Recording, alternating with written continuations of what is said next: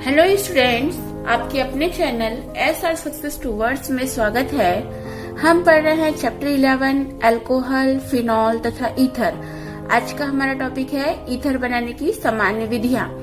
तो आज के टॉपिक को समझने के लिए और इसे इजी बनाने के लिए मैं सीमा मैम के साथ वीडियो के अंत तक बने रहिए ताकि आज के टॉपिक को समझने में आपको आसानी हो। अब पिछली वीडियो जिसमें हमने ईथर का वर्गीकरण, नामकरण और समावयवता को विस्तार से समझे थे, यदि आपने वह वीडियो नहीं देखी है तो आई आइकन पर क्लिक करके वह वीडियो देख सकते हैं।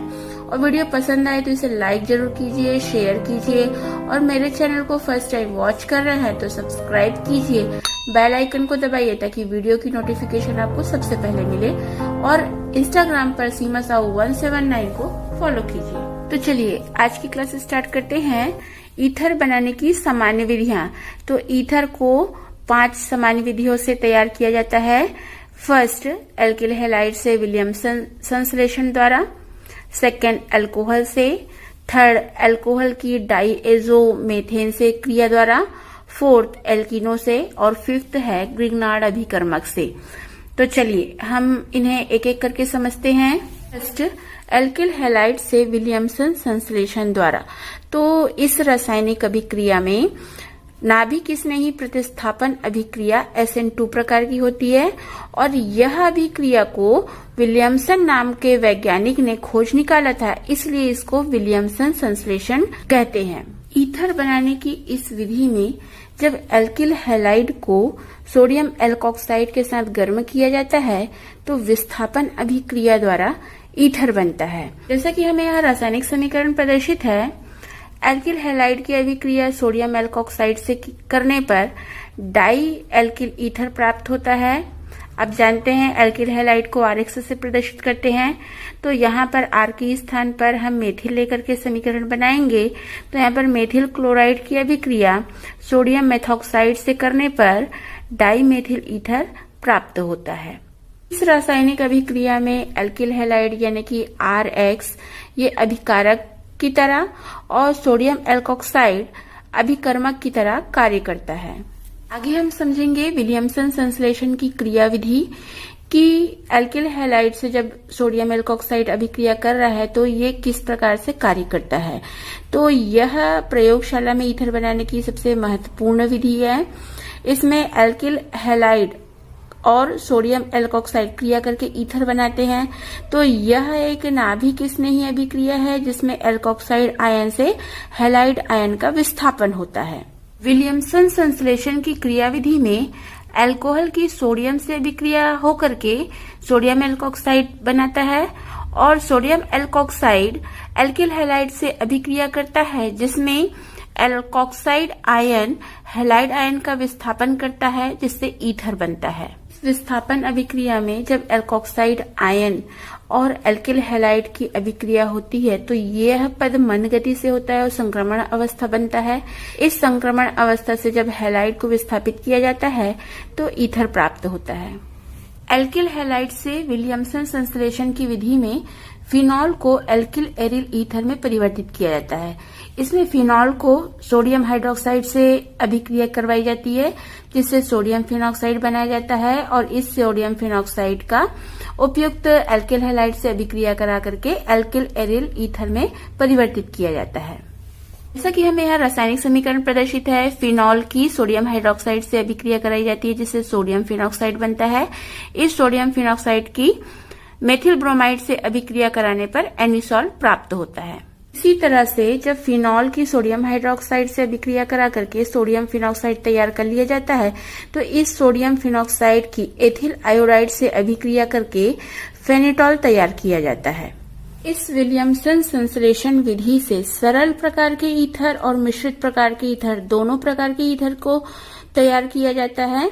तो इसके कुछ सीमाएं हैं। तो चलिए हम आगे विलियमसन संश्लेषण विधि की सीमाओं को समझते हैं। फर्स्ट, असममित ईथर के लिए उपयुक्त अभिकर्मक के चयन की आवश्यकता, यानी कहने का मतलब ये है कि जो विलियमसन संश्लेषण विधि है इससे सममित यानी कि साधारण ईथर और असममित यानी कि मिश्रित प्रकार के ईथर के संश्लेषण की ये सर्वोत्तम विधि है।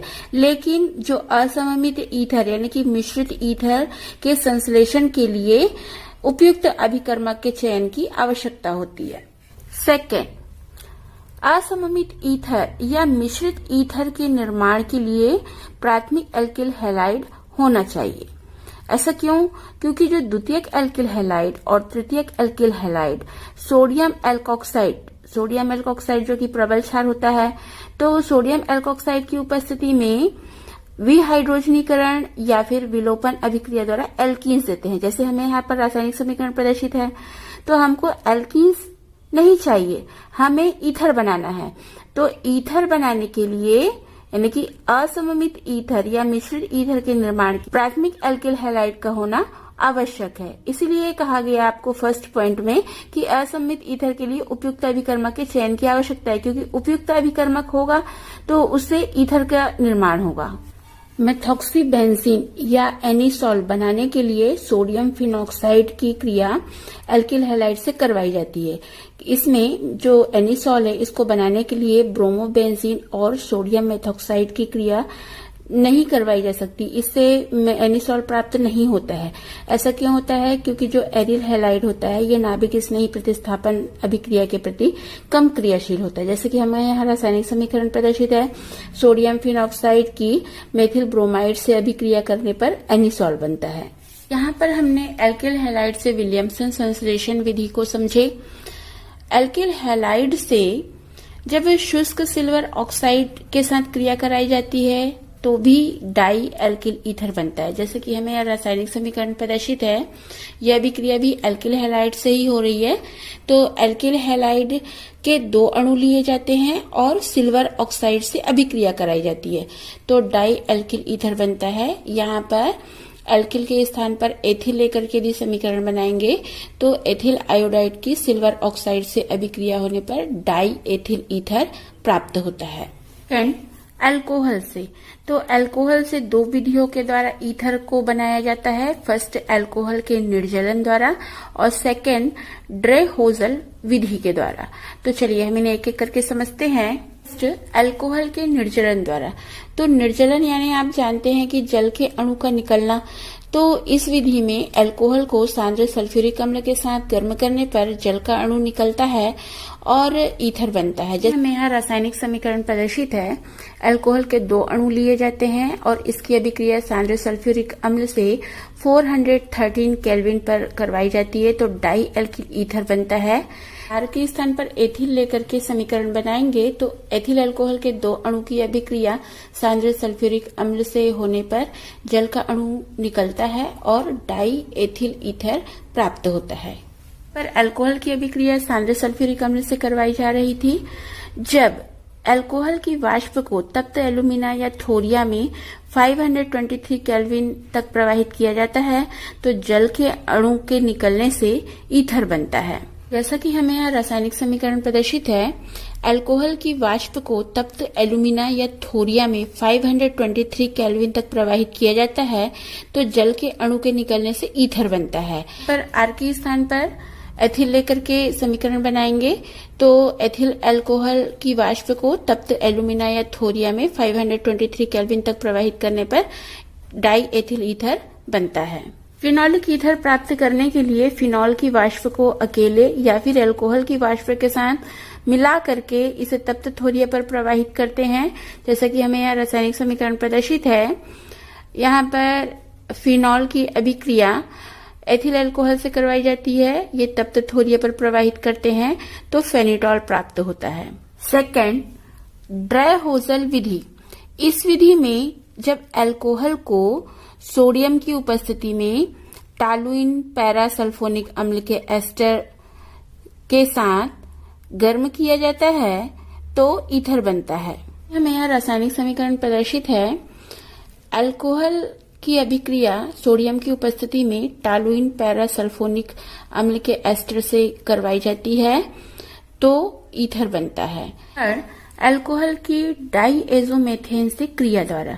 तो इस विधि में जब अल्कोहल को फ्लुओबोरिक अम्ल HbF4 को फ्लुओबोरिक अम्ल कहते हैं, तो इसमें अल्कोहल को फ्लुओबोरिक अम्ल की उपस्थिति में डाइएजोमेथेन के साथ गर्म किया जाता है तो केवल मेथिल ईथर बनता है। जैसा कि हमें यह रासायनिक समीकरण प्रदर्शित है, अल्कोहल की डाइएजोमेथेन के साथ फ्लुओबोरिक अम्ल की उपस्थिति में गर्म करने पर मेथिल ईथर प्राप्त होता है। यदि R के स्थान पर एथिल लेकर के समीकरण बनाएंगे तो समीकरण इस प्रकार से होगा कि एथिल अल्कोहल की अभिक्रिया डाइएजोमेथेन से फ्लुओबोरिक अम्ल की उपस्थिति में कराने पर मेथिल एथिल ईथर प्राप्त होता है।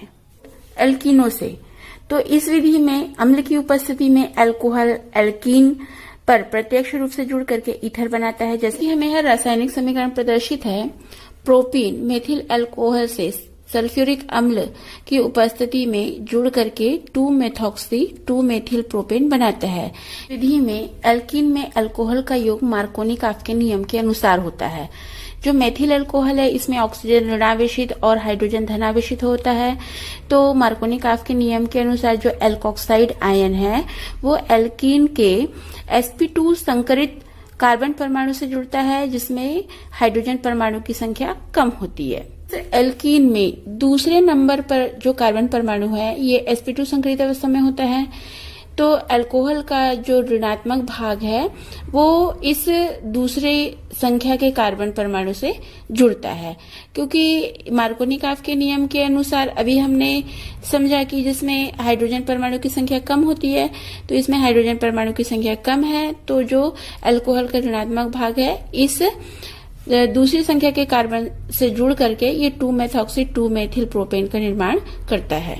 ईथर बनाने की 5th विधि ग्रिग्नार्ड अभिकर्मक से। तो जैसा कि हमें यह रासायनिक समीकरण प्रदर्शित है, मेथॉक्सी क्लोरोमेथेन की ग्रिग्नार्ड अभिकर्मक से अभिक्रिया कराने पर एथिल मेथिल ईथर यानी उच्च प्रकार के ईथर प्राप्त होते हैं। आगे हम समझेंगे डाई एथिल ईथर बनाने की प्रयोगशाला विधि। तो प्रयोगशाला में डाई एथिल ईथर बनाने के लिए अधिक मात्रा में एथिल अल्कोहल को सांद्र सल्फ्यूरिक अम्ल के साथ 140 डिग्री सेल्सियस पर गर्म किया जाता है, जिससे डाई एथिल ईथर प्राप्त होता है। जैसे कि हमें यहाँ पर डाई एथिल ईथर बनाने की प्रयोगशाला विधि का नामांकित चित्र प्रदर्शित है। इस विधि में हम एक गोलपेंदी का फ्लास्क लेते हैं जिसमें 100 ml एथिल अल्कोहल और सांद्र सल्फ्यूरिक अम्ल लेकर के बालू ऊष्मक पर 140 डिग्री सेल्सियस पर गर्म किया जाता है। एथिल अल्कोहल और सांद्र सल्फ्यूरिक अम्ल की अभिक्रिया से ईथर बनना शुरू हो जाता है। अब ईथर बनने पर एथिल अल्कोहल की मात्रा कम होने लगती है, तो आवश्यकता अनुसार एथिल अल्कोहल को और मिलाते जाते हैं ताकि ये ईथर बनने की प्रक्रिया निरंतर चलती रहे। और जब ईथर हमें प्राप्त होता है तो यहाँ पर जैसे हमको प्रदर्शित है हीम मिश्रण, इसमें फ्लास्क रख दिया जाता है जिससे ये ठंडा हो जाता है। तो ईथर को हिमशीत जल से ठंडा करके ग्राही पात्र में एकत्रित कर लिया जाता है। यहाँ पर हमें डाई एथिल ईथर बनाने की प्रयोगशाला विधि का रासायनिक समीकरण प्रदर्शित है। जैसा कि हमने यहाँ पर अभी समझे कि गोल्डपेनी की फ्लास्क में एथिल अल्कोहल और सांद्र सल्फ्यूरिक अम्ल लिया जाता है, तो पहले इसे 110 डिग्री सेल्सियस पर गर्म करते हैं तो एथिल हाइड्रोजन सल्फेट बनता है। और जब एथिल हाइड्रोजन सल्फेट बनता है और इसमें और अधिक मात्रा में एथिल अल्कोहल मिलाई जाती है और इसका टेम्परेचर 140 डिग्री सेल्सियस रखा जाता है तो डाई एथिल ईथर प्राप्त होता है। ईथर बनने पर एथिल अल्कोहल की मात्रा कम होने लगती है, तो इसमें थ्रेसिल फनल के माध्यम से एथिल अल्कोहल की और अधिक मात्रा डाली जाती है और टेम्परेचर नापने के लिए इसमें थर्मामीटर का प्रयोग किया जाता है। इस अभिक्रिया में सल्फ्यूरिक अम्ल फिर से प्राप्त होता है, तो आवश्यकता अनुसार एथिल अल्कोहल मिलाया जाता है, तो सल्फ्यूरिक अम्ल की एथिल अल्कोहल से अभिक्रिया होती है और ईथर में परिवर्तित होते रहता है। तो इस प्रकार ये क्रिया निरंतर चलती रहती है, इसलिए इसे ईथरीकरण की निरंतर विधि या सतत ईथरीकरण विधि भी कहते हैं। लेकिन वास्तव में ये निरंतर नहीं चलती है, क्योंकि इस अभिक्रिया में जो सल्फ्यूरिक अम्ल हमको मिलता है ये जल के द्वारा तनु हो जाता है और इसकी कुछ मात्रा जो है सल्फर डाइऑक्साइड में अपचयित हो जाती है। तो समय समय पर इसमें सल्फ्यूरिक अम्ल भी मिलाना पड़ता है। तो इसमें सल्फ्यूरिक अम्ल और एथिल एल्कोहल दोनों की मात्रा समय समय पर मिलाई जाती है, जिससे ईथर का निर्माण होते रहता है। अब ये जो एथिल अल्कोहल और सांद्र सल्फ्यूरिक अम्ल की अभिक्रिया से प्राप्त ईथर है, इसमें अनेक प्रकार की अशुद्धियां होती है। तो इन अशुद्धियों को दूर करने के लिए प्राप्त ईथर का शोधन किया जाता है। प्राप्त ईथर में carbon dioxide, sulphur dioxide, alcohol और जल की अशुद्धियां होती है। तो इन अशुद्धियों को दूर करने के लिए सबसे पहले तनु सोडियम हाइड्रोक्साइड मिलाकर के हिलाते हैं, जिससे कार्बन डाइऑक्साइड और सल्फर डाइऑक्साइड की अशुद्धि दूर हो जाती है। इसके बाद 50% कैल्शियम क्लोराइड विलयन मिलाकर के हिलाते हैं, जिससे अल्कोहल निकल जाता है। अब इसमें जल की कुछ अशुद्धियां हैं, तो इसे निर्जल कैल्शियम क्लोराइड द्वारा सुखा करके अंत में आशवन कराने पर 34 डिग्री सेल्सियस से 35 डिग्री सेल्सियस के बीच में शुद्ध ईथर प्राप्त हो जाता है। अगर प्रयोगशाला में विधि में एथिल अल्कोहल की अधिक मात्रा को सांद्र सल्फ्यूरिक अम्ल से अभिक्रिया करा करके ईथर प्राप्त किया जाता है और इसमें जो अशुद्धियां होती है इसको शोधन करके शुद्ध ईथर प्राप्त किया जाता है। हम समझेंगे ईथरों के भौतिक गुण। तो इसके भौतिक गुण को हम 6 पॉइंट में समझेंगे। तो फर्स्ट है अवस्था, सेकंड गंध, थर्ड रंग, फोर्थ क्वथनांक, फिफ्थ विलयशीलता और सिक्स्थ घनत्व। तो चलिए हम इन्हें एक एक करके समझते हैं। फर्स्ट अवस्था, ईथर के निम्न सदस्य जैसे dimethyl ether, methyl ethyl ether ये गैस फॉर्म में पाए जाते हैं और जो उच्चतर सदस्य होते हैं ये द्रव फॉर्म में पाए जाते हैं। सेकंड गंध, तो ईथर के निम्नतर सदस्य में ईथर की एक विशिष्ट गंध होती है, लेकिन जो उच्चतर सदस्य होते हैं उसमें ये गंध कम होती है। थर्ड रंग, तो ईथर रंगहीन द्रव यानी कि इसमें कोई रंग नहीं होता है। फोर्थ क्वथनांक, तो ईथर में जैसे जैसे अणुभार बढ़ता है सभी ईथर के क्वथनांक में क्रमशः वृद्धि होती जाती है। चूंकि ईथर अल्कोहलिक यौगिकों का समावयवी होता है तो ईथर का क्वथनांक कम होता है। ईथर का क्वथनांक समान अणुभार वाले एल्केन के क्वथनांक से उच्च, लेकिन अल्कोहल के क्वथनांक से निम्न होता है। जैसा कि हमें यहाँ पर diethyl ether, n butyl alcohol और एन पेंटेन के अणुभार और क्वथनांक प्रदर्शित हैं। तो डाइएथिल ईथर का अणुभार 74, क्वथनांक 307.6 केल्विन। एन ब्यूटिल अल्कोहल का अणुभार 74, क्वथनांक 390 केल्विन। एन पेंटेन का अणुभार 72, क्वथनांक 309.1 केल्विन है। विलयशीलता, तो ईथर के निम्नतर सदस्य पानी में अच्छी तरीके से घुलनशील होते हैं, लेकिन उच्च ईथर की विलयशीलता पानी में कम होती है। ऐसा क्यों होता है? क्योंकि ईथर पानी के साथ हाइड्रोजन बंध बनाता है और पानी में घुलनशील होता है। जैसा कि हमें यहाँ पर ईथर पानी के साथ अंतरा अणुक हाइड्रोजन बंध का निर्माण प्रदर्शित है। उच्च ईथर की विलयशीलता पानी में कम होती। ऐसा क्यों होता है? क्योंकि उच्च ईथर में हाइड्रोकार्बन भाग के हाइड्रोफोबिक प्रकृति होने के कारण, हाइड्रोफोबिक यानी जल विरोधी, तो जो उच्च ईथर होते हैं इसके हाइड्रोकार्बन भाग के हाइड्रोफोबिक प्रकृति होने के कारण जल के साथ हाइड्रोजन बंध नहीं बना पाता है। उच्च ईथर कार्बनिक विलायक जैसे अल्कोहल, बेंजीन, क्लोरोफॉर्म, एसीटोन में सभी अनुपात में विलय होते हैं। ईथर जल में घुलनशील होते हैं। इसका मुख्य कारण ईथर पानी के साथ हाइड्रोजन बंध बना पाते हैं, तो निम्नतर सदस्य इसीलिए जल में अच्छी तरीके से घुलनशील होते हैं, लेकिन उच्च ईथर हाइड्रोजन बंध जल के साथ नहीं बना पाते हैं, जिसकी वजह से उच्च ईथर की विलयशीलता पानी में कम होती है। 6 घनत्व, सभी प्रकार के ईथर जल से हल्के होते हैं, यानी कि इनका घनत्व जल से कम होता है। इस वीडियो में हमने ईथर बनाने की सामान्य विधियों और ईथर के भौतिक गुणों को विस्तार से समझे। अगली वीडियो में हम ईथर के रासायनिक अभिक्रियाओं को विस्तार से समझेंगे। तो आज की वीडियो में बस इतना ही। अगली वीडियो में मिलते हैं, तब तक